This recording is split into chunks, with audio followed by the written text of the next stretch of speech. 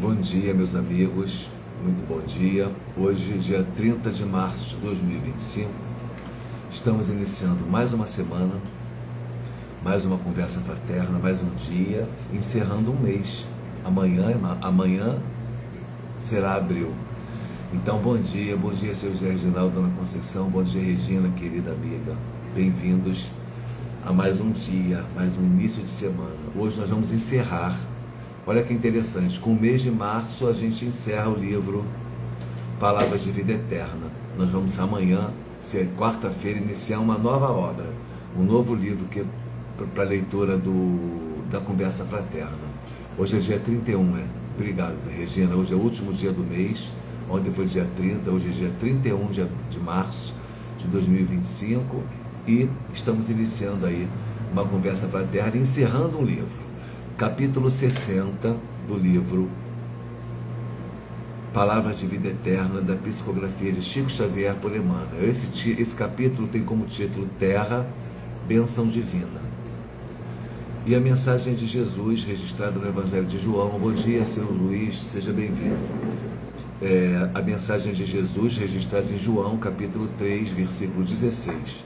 Porque Deus amou o mundo de tal maneira que deu o seu Filho unigênito para que todo aquele que nele crê não pereça, mas tenha a vida eterna. Porque Deus amou o mundo de tal maneira que deu o seu Filho unigênito para que todo aquele que nele crê não pereça, mas tenha a vida eterna. E vamos ver o que Emmanuel nos traz de reflexão sobre isso. Bom dia, Cris, bem-vinda.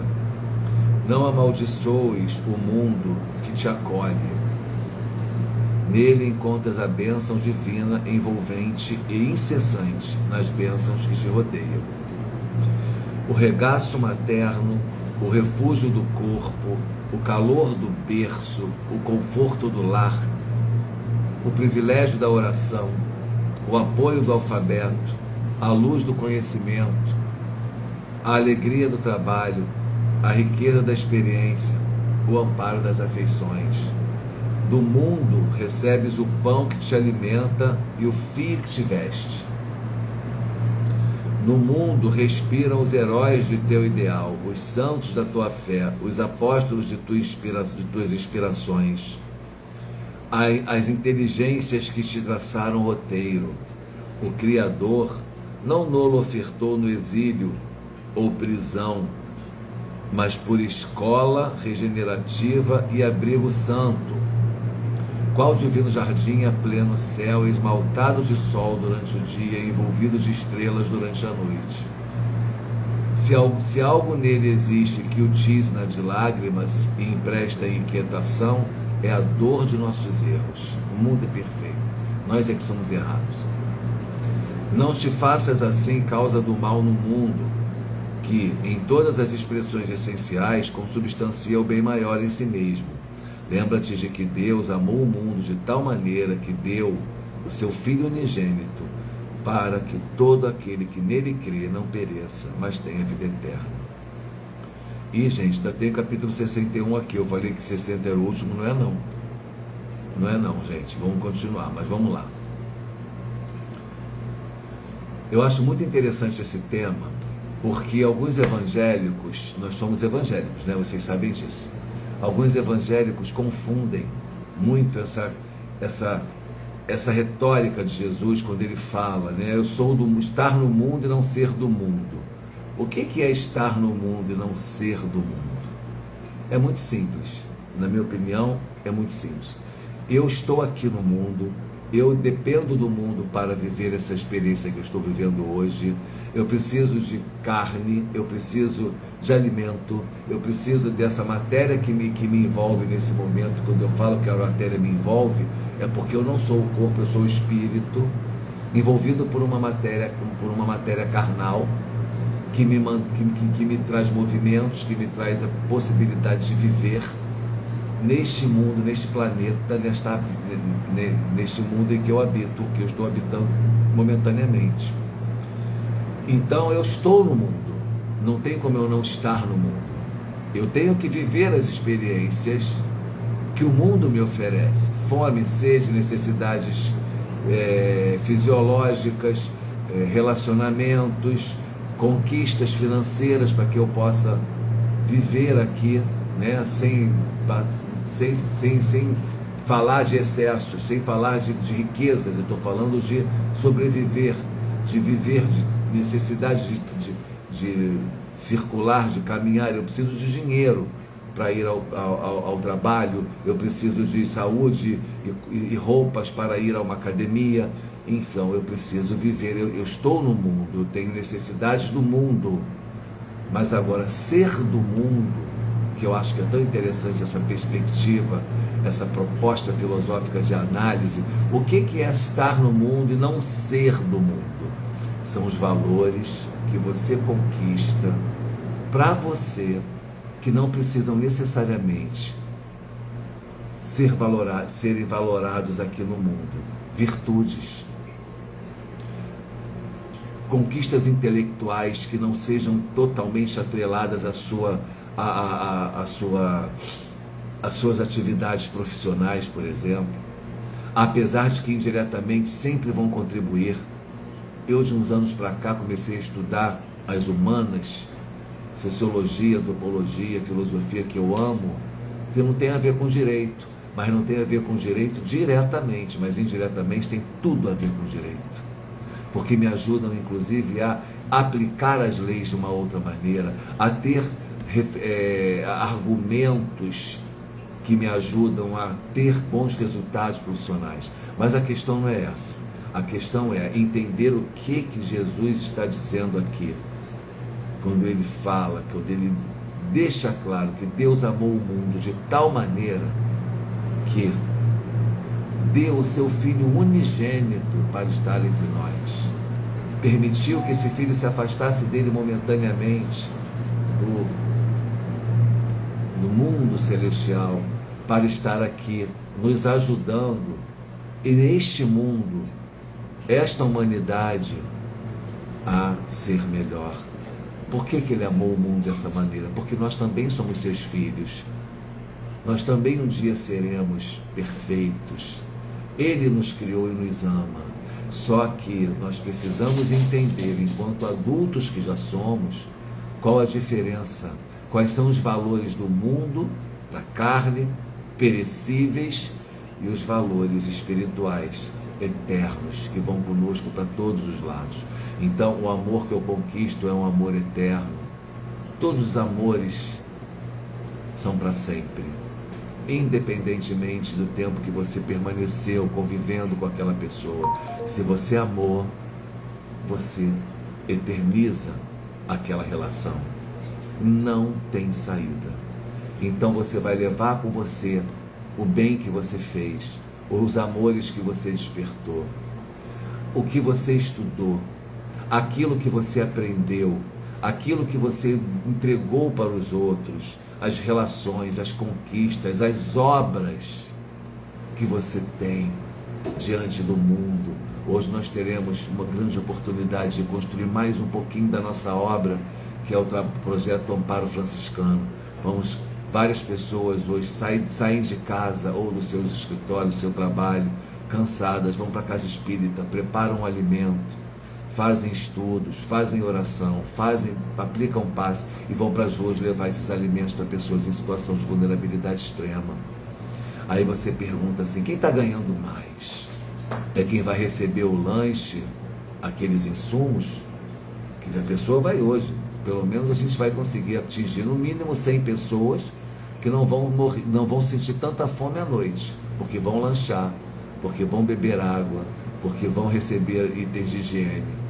Mas quem foi o maior beneficiado disso tudo? Olha o que eu acabei de falar. Como é que é a rotina? O cara sai de casa, é o esforço que ele faz na direção do bem. Deus está vendo. Ele chega na casa espírita, começa a ter uma relação com a espiritualidade, começa a se harmonizar. Ele recebe passe espiritual, tratamento espiritual. Depois ele senta para ler e estudar um pouquinho a doutrina e o evangelho, meia horinha, 20 minutos. Depois ele se submete à aplicação de passe, faz oração e depois vai para a rua para ter ainda a alegria de poder ser útil. Quem é aquele que mais recebeu? É o assistido? Quem é o verdadeiro assistido? Somos nós. Mas essa é uma escolha, essa é uma opção. Nós optamos por fazer esse trabalho. Então nós vamos ter a colheita do que está sendo feito. Então a gente planta e colhe. O mundo, ele sempre vai nos oferecer essa bênção divina de possibilidades. E nós é que temos que escolher se vamos ou não vamos, aonde vamos e o que faremos. Então, ser do mundo e estar no mundo, eu estou no mundo, mas eu sou do mundo se eu quiser ser. É claro que há prazeres que são daqui, e eu, como eu estou dizendo, desde o primeiro momento, sem falsa modéstia e sem hipocrisia, puritanismo, que não é a nossa proposta. A proposta aqui é encontrar um equilíbrio, um meio. Eu preciso entender que certos valores excessivos são nocivos, como por exemplo a ganância. Quando você não pensa em outra coisa na vida a não ser construir, você abandona a criação de filhos, você abandona aquela relação com os amigos, você abandona aquela leitura edificante, você abandona aquele hábito saudável de você fazer uma meditação, você viver o espírito porque você está focado só na matéria. Aí você chega no final da sua vida, você não tem amigos, você não tem filhos, você não tem uma esposa, um marido que vai te dar aquela atenção, porque você não construiu as afetividades necessárias, e você está rico, mas você está miserável. Porque aquele dinheiro não vai te trazer o que você realmente vai precisar na sua velhice, que é atenção, é amparo, é cuidado, é paciência do outro. Então, o que eu estou conquistando hoje para minha longevidade? Se eu estiver achando que eu estou somente nessa questão, que eu vou conseguir ter tudo, eu estou equivocado, porque aquele tudo é efêmero e ele não vai me preencher. Então você percebe que o que essa mensagem evangélica de hoje nos traz é a compreensão de que nós precisamos preservar o mundo, a manutenção do mundo, o meio ambiente, sobretudo a natureza, entender a nossa posição, o que eu estou fazendo aqui para proteger os animais, para evitar os excessos. Eu estava vendo um filme ontem, Como Nossos Pais, um filme nacional, e uma ironia, né, de um diálogo entre a esposa e o marido, que eles estavam em conflito. Ele é um ambientalista, sociólogo, ambientalista e tal. E aí ele está tomando banho, aí a esposa chega no banheiro meio irritada com ele e fala assim: pois é, você é um grande ambientalista lá fora, mas aqui dentro de casa fica meia hora tomando banho, desperdiçando água. É para a gente pensar naquela reflexão, naquela crítica, como algo importante, porque eu tenho também que entender que eu estou aqui para preservar o meio ambiente, para cuidar dos animais. Isso é do mundo. Mas eu tenho que pensar no mundo como uma grande oportunidade, como um grande jardim que me foi fornecido por Deus, para que eu possa ver essa super experiência, essa grande aventura que é viver no mundo encarnado, no corpo carnal. Então eu tenho obrigação de cuidar do meu corpo, eu tenho obrigação de cuidar do planeta, eu tenho obrigação de cuidar da minha casa. Olha, hoje eu já acordei, já tomei banho, já me arrumei, já passei filtro solar no rosto, já estou aqui com vocês, agora eu vou tomar café, depois vou à academia, depois eu vou começar a trabalhar. Tudo isso está relacionado ao mundo. Porque trabalho, academia, mas eu não vou à academia justamente por estética. Eu vou para poder aos 80 anos me agachar e amarrar meu próprio cadarço, sem precisar de alguém que o faça. Por isso que eu estou indo à academia hoje. Mas é claro que está relacionado com a vida material, porque quando eu desencarnar eu não vou precisar amarrar sapato. Então não me interessa se a minha coluna vai estar boa ou ruim, mas enquanto eu estiver aqui, eu preciso preservar esse corpo, eu preciso tentar cuidar dele. Então eu estou aqui no mundo, eu preciso entender as ferramentas que me fazem permanecer no mundo. Agora eu não posso cometer excessos. Então eu vou lá, eu vou comprar aqueles whey proteins da vida, eu vou comprar uma porção de coisa, eu vou ficar bombado, e vou correr para cá, eu vou fazer outra coisa. Não é para isso que a academia está ali, pelo menos na minha intenção, na minha perspectiva. É para eu poder me locomover, eu poder ficar com saúde. Depois eu volto, eu vou trabalhar para poder ter dinheiro para pagar as minhas contas. Então eu estou dedicando horas imensas no meu dia, quantidade enorme de horas no meu dia, para as atividades do mundo. Eu preciso ter responsabilidade comigo, porém não pode ser só isso. Em algum momento desse dia eu tenho que encontrar espaço para reflexão, para a oração, para o meu encontro comigo mesmo.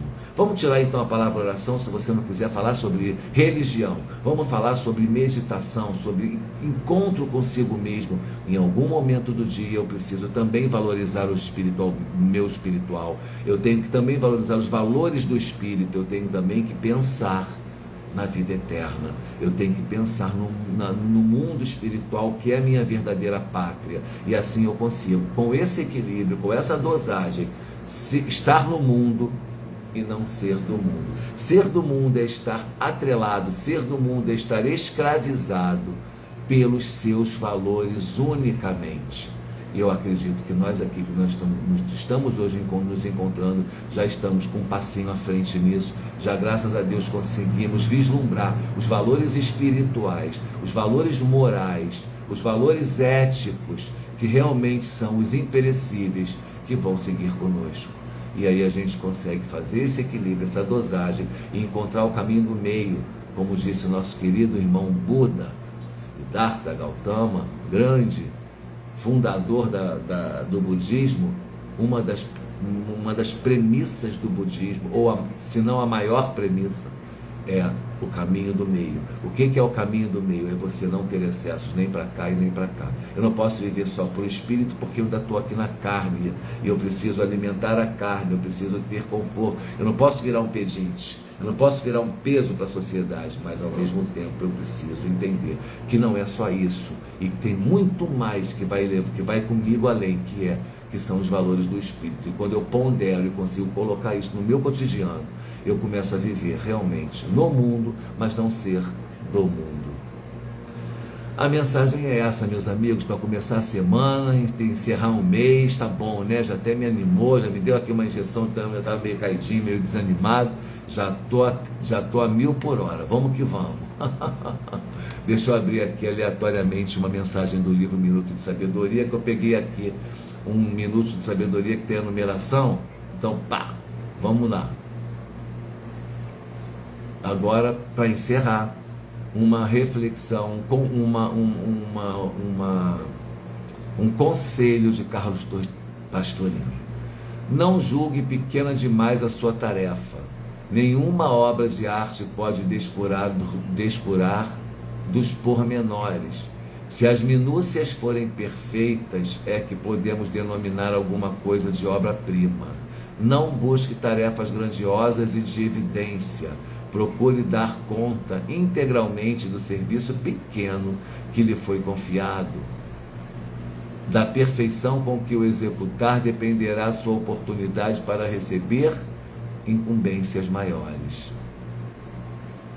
Como é que Deus poderá confiar em mim grandes compromissos se eu não sou fiel nos pequenos? Grandes tarefas, se eu não conseguir provar para Ele que eu consigo realizar pequenas tarefas. Essa é a proposta do Mestre hoje para todos nós. Eu quero agradecer a presença de vocês, desejar a todos um ótimo dia, uma excelente semana, em que nós possamos nos encontrar novamente ao longo da semana para mais atividades como essa. Beijo no coração, paz e bem a todos. Madé, bom dia. Cristiano, bom dia. Todos aqueles que entraram enquanto eu. Rosa, bom dia. Cris, enquanto eu estava trabalhando aqui, um beijo no coração e até a próxima. Paz e bem.